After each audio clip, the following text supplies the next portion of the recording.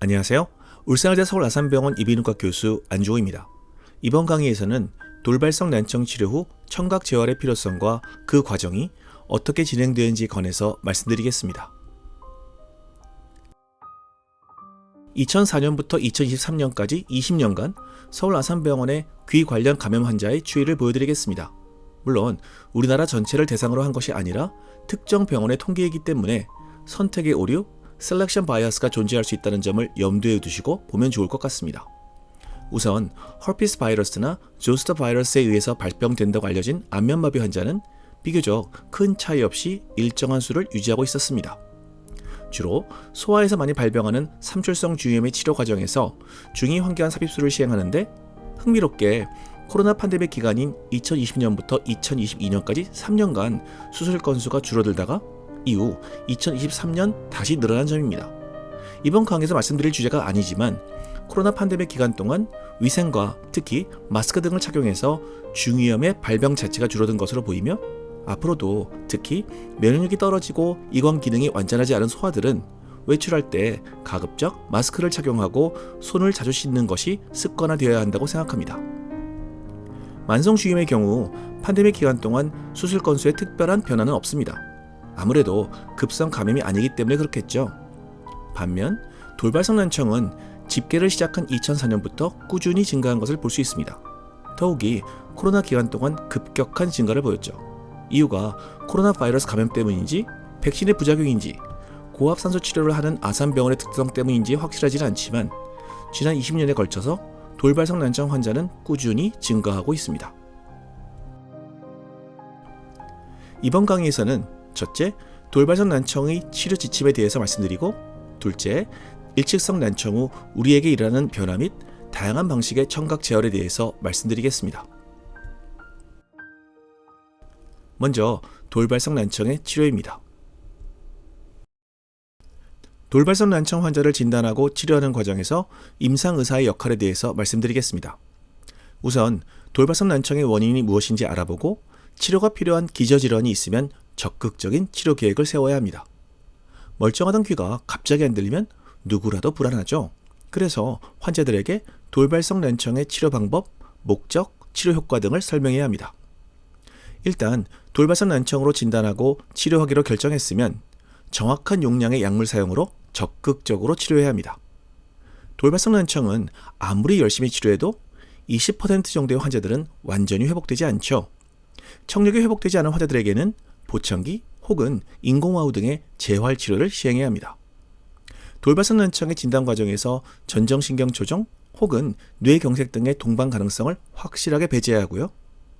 약 8%의 경우에서는 반대쪽 귀에 역시 돌발성 난청이 발생할 수도 있고 특히 저음역 난청이 있는 환자에서 이후 메니에르 병이 진행할 가능성도 있습니다.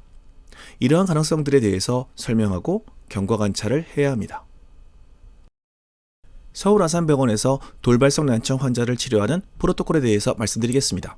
어디까지나 참고만 하시면 좋을 것 같습니다. 심한 당뇨나 기저질환이 있거나 외림프 누공 등의 다른 질환이 의심되는 경우가 아니면 우선 외래 치료를 시행하고 있습니다. 처방약물로는 몸무게 60kg 이상 성인 기준으로 메틸프레드니솔론 4mg 12알, 48mg이죠. 12알을 하루에 한 번 오전에 복용하도록 합니다. 이를 9일간 복용시키고 이후 5일 동안 감량합니다.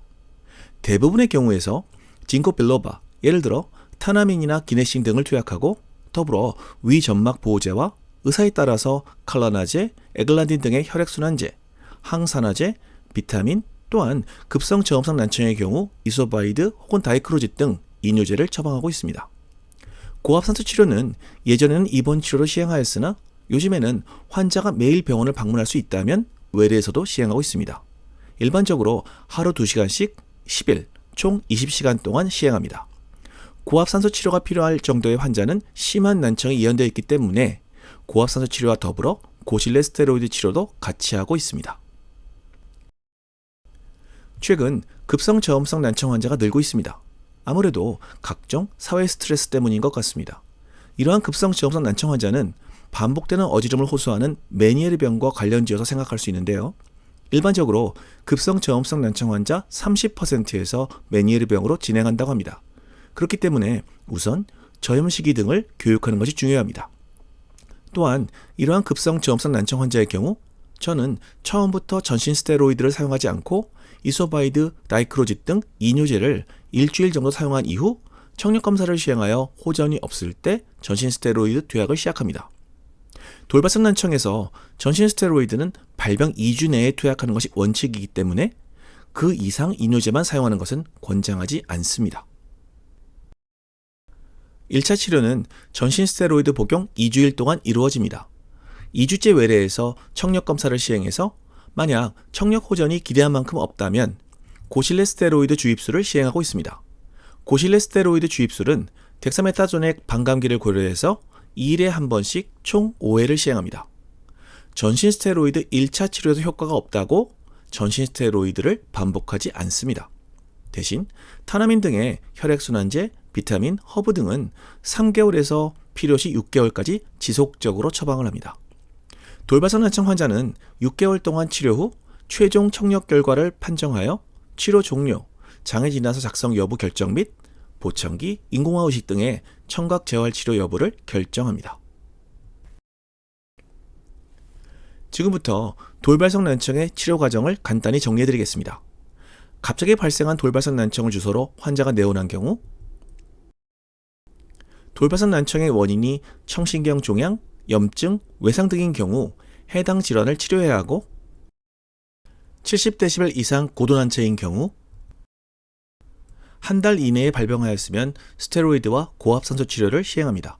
이때 전신 스테로이드는 발병 2주 이내인 경우에만 사용하며 그 이상인 경우 큰 의미는 없다고 알려져 있습니다. 이때에는 고실레 스테로이드를 사용할 수 있습니다. 그렇지만 돌발성 난청이 발생한 지 한 달 이상 지난 경우 전신 스테로이드와 고압산소 치료는 의미 있는 치료 효과를 보인다고 알려져 있지 않으며 이 경우에는 고실레 스테로이드 치료만 고려해 볼 수 있습니다. 급성 저음성 난청인 경우 발병 1주 이내이면 이뇨제 등을 우선 처방하고 이후 스테로이드 치료를 고려해야 하고 그 이상 시간이 지났으면 스테로이드 치료를 시행합니다. 70dB 이상 고도 난청이거나 저음성 난청이 아닌 경우에는 처음부터 전신 혹은 고실레 스테로이드 치료를 시작하게 됩니다. 다음으로는 돌발성 난청 치료 후 청각 재활에 대해서 말씀드리겠습니다. 구글에서 돌발성 난청 치료 후 청각 재활에 대해서 검색을 했을 때 결과입니다. 일반적으로 돌발성 난청 발생 후 6개월 경과 시점에 최종 청력을 평가해서 청각 재활 치료 여부를 결정합니다만 심한 난청 등으로 회복될 가능성이 낮은 경우 조기에 재활 치료를 고려할 수 있습니다. 2023년에 발표된 연구에서 일측성 돌발성 난청 환자 102명과 정상인 73명의 펑셔널 MRI를 분석한 결과를 보고하였습니다.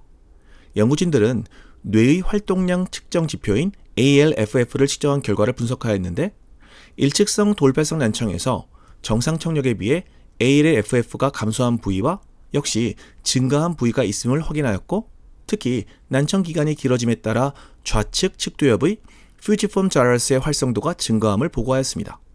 앞으로 이러한 변화가 가지는 의미를 파악해서 적절한 치료제 개발 등에 도움이 될 수 있기를 바랍니다. 많은 환자들이 한쪽 귀에 돌발성 난청이 생기면 다른 쪽 귀가 어떻게 될지 궁금해합니다. 2019년에 발표된 연구에서 저자들은 일측성 돌발성 난청 환자 50명을 평균 5년 추적 관찰한 결과 시간이 지날수록 반대편 귀 역시 난청이 진행하는 것을 보여주고 있습니다. 반면에 이미 난청이 발생한 귀의 청력에는 큰 변화가 없었습니다. 실제로 저 역시 임상에서 한쪽 귀에 돌발성 난청이 발생한 환자를 경과 관찰할 때 동일한 결과를 보는데 반대편 귀의 난청 진행 속도가 정상적인 노화에 비해서 더 빠르게 진행한다고 생각합니다. 그 이유로는 일상생활에서 남아있는 귀로만 듣고 생활하고 TV 시청 및 전화통화 등을 하기 때문에 소음 노출 등으로 인한 청각 노화 속도가 빨라지는 것이죠. 그래서 한쪽 귀의 돌발성 난청이 발생한 경우 반대편 귀의 난청이 진행할 가능성에 대해서 충분히 설명을 하고 경과 관찰을 해야 합니다.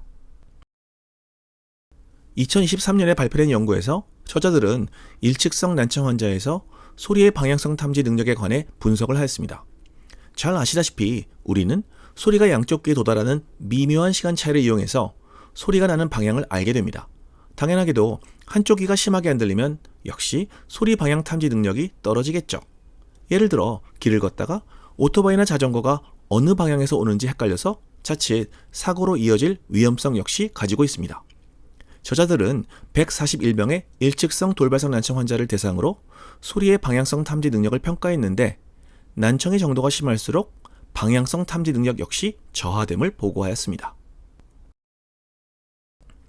2020년 인공호흡 이식을 받은 20명의 일측성 난청 환자를 대상으로 양쪽 귀로 들었을 때의 삶의 질 향상에 관한 연구를 발표하였는데 인공호흡 수술 한 달째부터 의미 있는 삶의 질 향상을 보고하였습니다. 2023년 발표된 연구에서는 한쪽 귀의 난청으로 인공호흡 이식을 받은 97명의 소아 환자를 대상으로 인공호흡의 치료 결과를 분석하였습니다. 당연한 결과겠지만 저자들은 인공호흡의 착용 기간이 길수록 난청 지속 시간이 짧을수록 기기 사용 비율이 높을수록 청각 제어할 결과가 우수한 것으로 분석하였습니다. 또한 돌발성 난청 환아가 선천성, 진행형 난청 환아에 비해서 청각 제어할 결과가 우수한 것으로 보고하였습니다. 2019년에 발표된 돌발성 난청 치료 가이드라인에서는 돌발성 난청 치료 후 완전 회복되지 않았을 경우 청력 정도에 따라서 다양하고 적극적인 치료 옵션을 제시할 것을 권유하고 있습니다. 이러한 치료 옵션으로는 난청귀의 보청기 착용, 바이크로스 혹은 크로스 보청기 착용, 골전도 보청기 이식, 그리고 인공호흡 이식 등을 들 수 있겠습니다. 지금부터 제가 제안하는 돌발성 난청 치료 6개월 후 난청이 발생한 귀를 중심으로 청각 재활 플로우 차트를 보여드리겠습니다. 물론 예전 청력으로 회복되지 않은 경우입니다.